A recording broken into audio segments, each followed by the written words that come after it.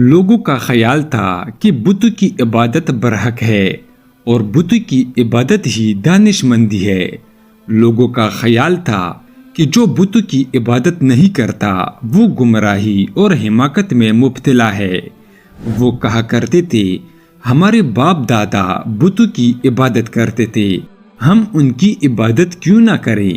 نوح علیہ السلام کی یہ رائے تھی کہ بت کی عبادت گمراہی ہے اور بلا شبہ بت کی عبادت حماقت ہے۔ نوح علیہ السلام کی رائے تھی کہ باپ دادا گمراہی اور حماقت میں مبتلا تھے اور آدم علیہ السلام باپوں کے باپ بت کی عبادت نہیں کیا کرتے تھے بلکہ وہ اللہ کی عبادت کیا کرتے تھے۔ قوم گمراہی اور حماقت میں مبتلا ہے جبکہ یہ پتھروں کی پوجا کرتی ہے۔ یہ لوگ اللہ کی عبادت نہیں کرتے جس نے انہیں پیدا کیا۔ نوح علیہ السلام قوم میں کھڑی ہوئی اور بلند آواز سے فرمانے لگے، اے میری قوم، اللہ کی عبادت کرو، تمہارا اس کے علاوہ کوئی معبود نہیں۔ میں تمہارے بارے میں بڑے دن کے عذاب سے ڈرتا ہوں۔ اس کی قوم کے سرداروں نے کہا، ہم تجھے کلی گمراہی میں دیکھ رہے ہیں۔ فرمایا، اے میری قوم، میں گمراہ نہیں، میں جہانوں کے رب کا پیغام رساں ہوں، تمہیں اپنے رب کے پیغام پہنچاتا ہوں، تمہیں نصیحت کرتا ہوں اور اللہ کی جانب سے وہ کچھ جانتا ہوں جو تم نہیں جانتے۔ نوح علیہ السلام نے بہت کوشش کی کہ اس کی قوم ایمان لائے، وہ اللہ کی عبادت کرے اور بتوں کو چھوڑ دے، لیکن نوح علیہ السلام کی قوم کے چند افراد کے سوا کوئی اس پر ایمان نہ لایا۔ نوح علیہ السلام پر چند وہی افراد ایمان لائے جو اپنے ہاتھوں سے کماتے اور حلال روزی کھاتے تھے۔ رہے آپ کی قوم کے دولت مند، انہیں ان کے تکبر نے روکا کہ نوح علیہ السلام کی اطاعت کریں۔ ان کے مال اور اولاد نے انہیں غافل کر دیا کہ وہ آخرت کے بارے میں سوچے۔ جب نوح علیہ السلام نے ان لوگوں کی طرف دعوت دی تو انہوں نے کہا، کیا ہم تجھ پر ایمان لائیں؟ تیری تو غریبوں اور کم درجے والے لوگوں نے پیروی کی۔ انہوں نے نوح علیہ السلام سے مطالبہ کیا کہ وہ اس مسکینوں کو دھتکار دے، لیکن نوح علیہ السلام نے انکار کر دیا اور فرمایا، میں مومنوں کو دھتکارنے والا نہیں، میں تو ایک واضح طور پر ڈرانے والا ہوں۔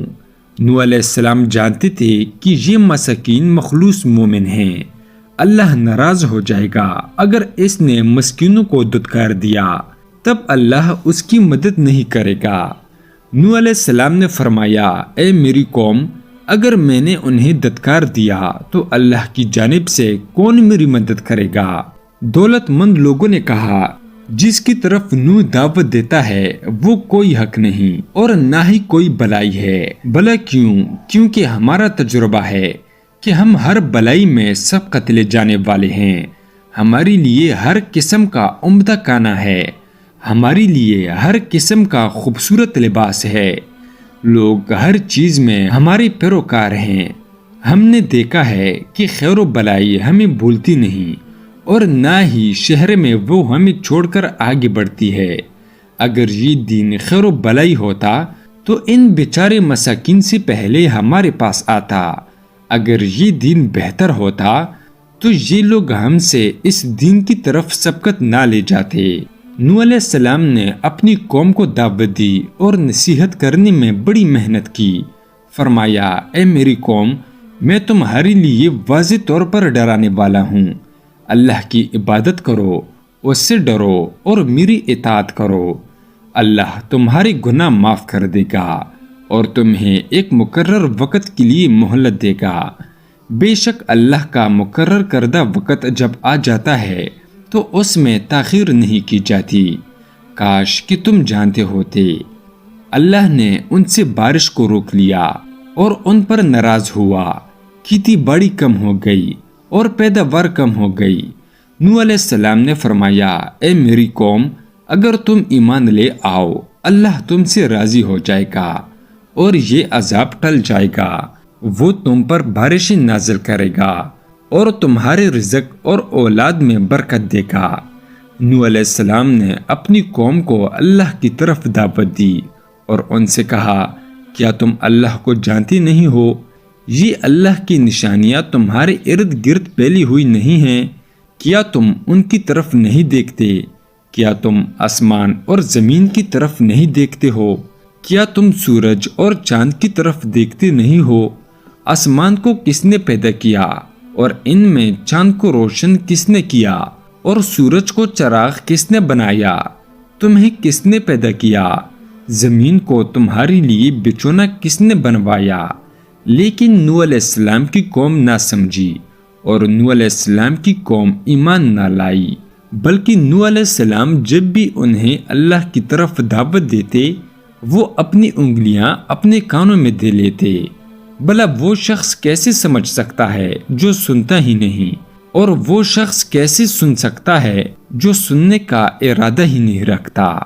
نوح علیہ السلام نے بہت کوشش کی اور عرصے دراز تک اپنی قوم کو دعوت دیتے رہے۔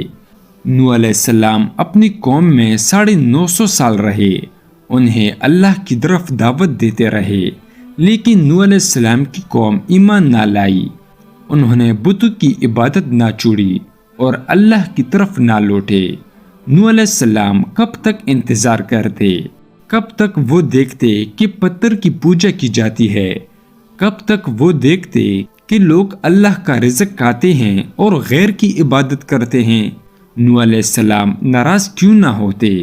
اس لیے کہ انہوں نے ایسا صبر کیا کہ ان جیسا کسی نے صبر نہیں کیا۔ 950 سال۔ اللہ اکبر۔